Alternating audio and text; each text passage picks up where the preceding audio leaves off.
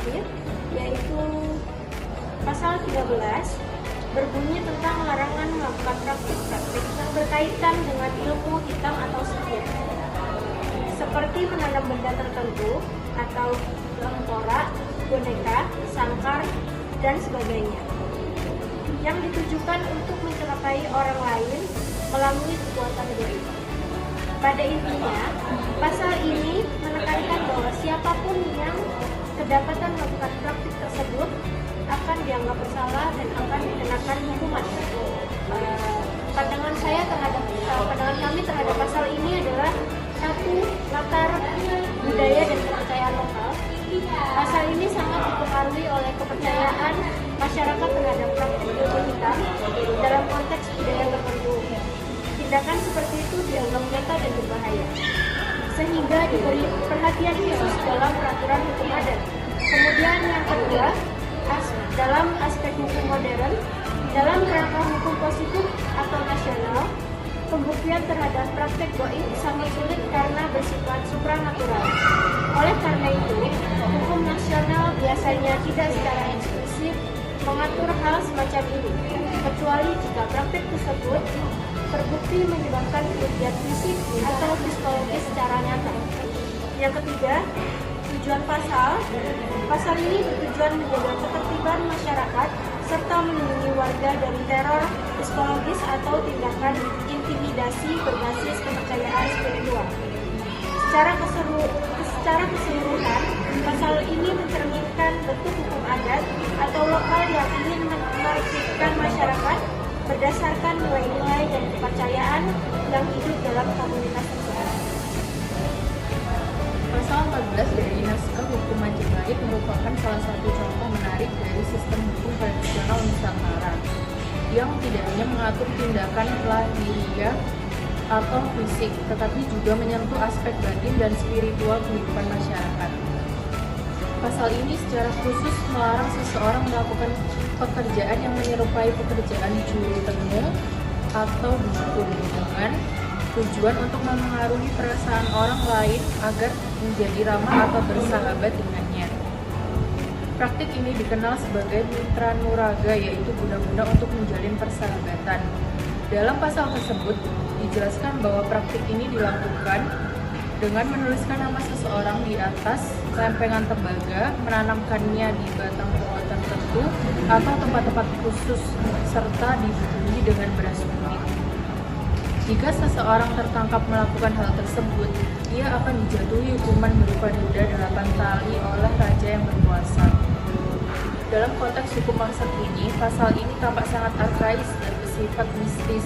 Namun, jika ditelaah lebih dalam, pasal ini memuat nilai-nilai hukum yang masih sangat relevan, khususnya dalam hal melindungi hak individu atas kebebasan berkehendak dan integritas emosional.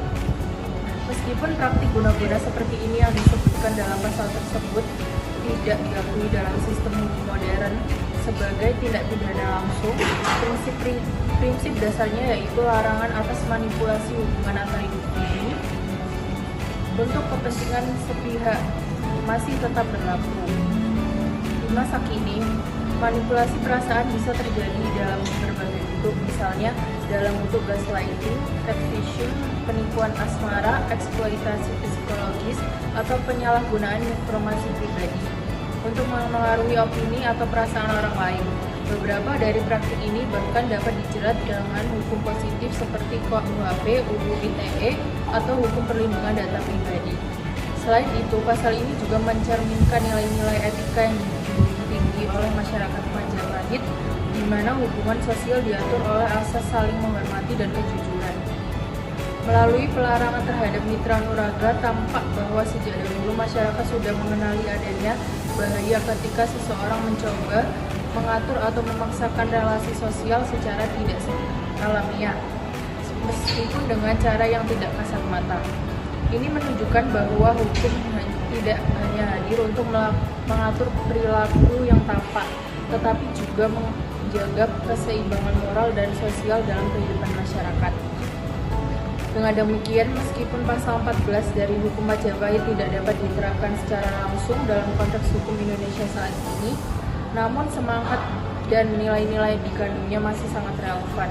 Pasal ini bisa dimaknai sebagai warisan hukum yang menunjukkan bahwa sejak zaman kerajaan, masyarakat Indonesia telah memiliki kesadaran akan pentingnya menjaga integritas relasi sosial dan melindungi individu dari pengaruh yang tidak wajar, bahkan jika itu datang dari dimensi non-fisik.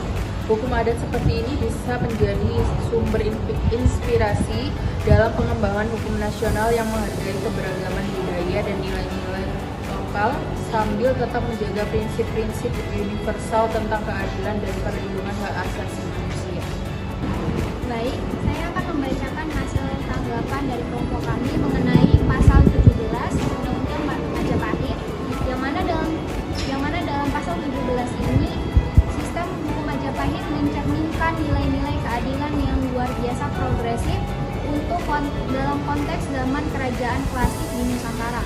Dalam pasal ini dijelaskan bahwa siapapun baik orang kecil, penutur, maupun pendusta apabila terbukti melakukan hasutan atau tuduhan tanpa dasar dapat dijatuhi hukuman berupa denda, pidana malu.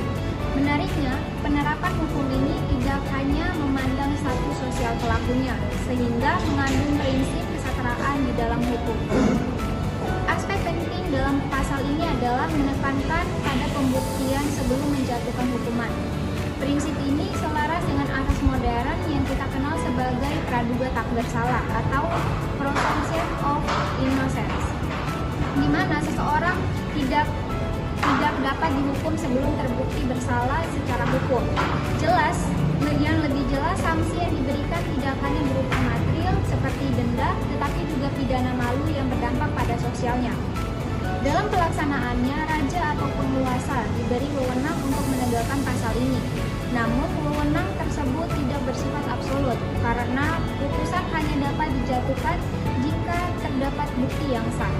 Hal ini menunjukkan dalam adanya sistem checks and balance dalam praktik pemerintahan dan peradilan pada masa tersebut.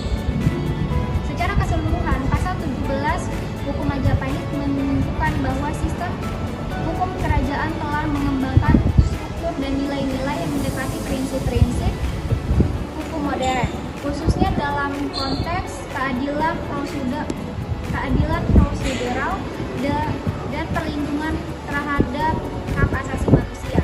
Pasal ini juga membuktikan bahwa peradaban hukum Nusantara telah mengenal asas-asas penting dalam penegakan keadilan jauh sebelum konsep-konsep hukum Barat masuk ke dalam Indonesia. Kelompok kami juga membandingkan dengan pasal 17 ini dengan Kitab Undang-Undang Hukum Pidana. Dalam Hukum Majapahit, pasal 17 tidak secara tegas menyebutkan bahwa siapapun tanpa memandang status sosial akan dikenai sanksi apabila melakukan tuduhan palsu atau hasutan yang tidak berdasar. Hukuman yang diberikan berupa denda dan pidana malu. Sementara itu, KUHP Indonesia modern juga mengatur hal serupa dalam beberapa pasal, seperti pasal 3110 tentang pencemaran nama baik, pasal 311 tentang fitnah, dan pasal 317 tentang pengaduan palsu. Perbedaan utamanya terletak pada bentuk sanksi yang lebih bersifat formal, yakni pidana penjara atau denda. KUHP tidak mengatur bentuk pidana malu secara tegas, meskipun dalam praktiknya hukum sosial bisa terjadi secara alami dalam masyarakat. Dengan demikian dapat disimpulkan bahwa meskipun format hukumnya berbeda, nilai-nilai fundamental seperti keadilan, kesetaraan, dan pentingnya dalam sistem hukum kita sejak era kerajaan hingga era modern. Perbandingan ini menegaskan bahwa warisan hukum Majapahit masih relevan dan dapat menjadi cerminan kearifan lokal dalam pengembangan hukum nasional Indonesia. Sekian dari saya, terima kasih. Saya akan membacakan hasil pendapat dari kelompok kami mengenai pasal 19 Hukum Majapahit. yang berbunyi, barang siapa membunuh wanita yang tidak berdosa harus berbayar utang wanita yang bersangkutan 2 lipat dan dikenakan uang ganti kerugian atau patut ucawa 4 kali. Yang pertama, perlindungan terhadap perempuan. Pasal ini menunjukkan bahwa nyawa seorang perempuan yang tidak bersalah memiliki nilai dan kehormatan yang harus dijaga. Ketika terjadi pembunuhan terhadap perempuan, pelaku tidak hanya diminta bertanggung jawab secara hukum, tetapi juga secara moral dan material. Ini mencerminkan bentuk penghargaan terhadap martabat perempuan yang juga selaras dengan prinsip-prinsip hak asasi manusia, terutama hak untuk hidup dan hak atas perlindungan. Yang kedua, konsep restoratif dan retributif. Pasal ini memuat 2 aspek penting. Yang pertama, restoratif, pelaku diwajibkan membayar uang kerugian yang kemungkinan ditujukan untuk keluarga korban sebagai bentuk ganti rugi. Yang kedua, ada retributif. Selain ganti rugi, pelaku juga dikenakan hukuman yang bersifat pembalasan atau penjeraan. Kombinasi keduanya bisa dianggap sebagai bentuk keadilan yang menyeluruh, memulihkan korban atau keluarga dan menghukum pelaku. Yang ketiga, ada istilah dan relevansi kontemporer, yaitu istilah homosexuality yang disebutkan dalam pasal ini tampaknya merupakan istilah dari bahasa asing atau sistem hukum tradisional yang maknanya tidak dijelaskan secara eksplisit. Dalam hukum modern, kejelasan istilah sangat penting untuk mencegah multi-interpretasi. Maka, penerapan pasal seperti ini dalam konteks hukum sekarang perlu adaptasi atau penjelasan tambahan agar tidak melanggar asas legalitas. Dan yang keempat, ada keadilan dan proporsionalitas. Pasal 4 kali, hukuman perlu dikritisi dari segi proporsionalitas. Hukum modern menekankan bahwa hukuman harus sebanding dengan tindak kejahatan.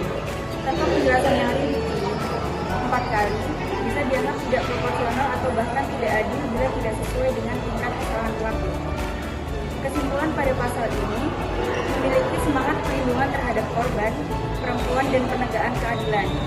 Namun, untuk diadopsi dalam sistem hukum modern, pasal ini perlu menyesuaikan istilah hukum agar sesuai dengan asas kepastian hukum, penjelasan lebih lanjut mengenai jenis dan bentuk hukuman, pemastian bahwa sanksi yang dijatuhkan tetap sesuai dengan prinsip keadilan dan hak asasi manusia. Di sini saya mengambil pasal 22 Undang-Undang Majapahit. Barang siapa memberi tempat kepada penjahat yang berbuat rusuh seperti pencuri supaya dirampas semua harta miliknya oleh raja yang menjaga keamanan dan menghendaki kerajaan. Adapun penjahat yang berbuat rusuh seperti pencuri itu tadi supaya dihukum mati terlebih dahulu. Saya sangat setuju dan juga tidak setuju dengan penjelasan dari undang-undang ini. Berikut penjelasan dari saya. Yang pertama, setuju dengan penindakan terhadap kejahatan. Saya sepakat bahwa masyarakat yang aman memerlukan tindakan tegas terhadap pelaku kejahatan seperti pencurian atau kekerasan. Memberi tempat atau perlindungan kepada pelaku kejahatan bisa dianggap sebagai menghalangi hukum dan membahayakan masyarakat. Dalam konteks ini, saya mendukung adanya sanksi yang tegas di pidana ketertiban umum. Dan yang kedua, saya keberatan terhadap hukuman mati yang diberikan kepada pelaku di pasal 22 ini. Namun, saya tidak setuju dengan hukuman mati sebagai bentuk sanksi.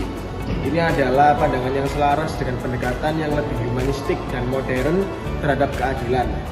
Beberapa alasan umum yang melandasi penolakan terhadap hukuman mati yaitu irreversibilitas, yaitu jika terjadi kesalahan dalam proses hukum, hukuman mati tidak bisa diperbaiki. Yang kedua, etika dan hak asasi manusia.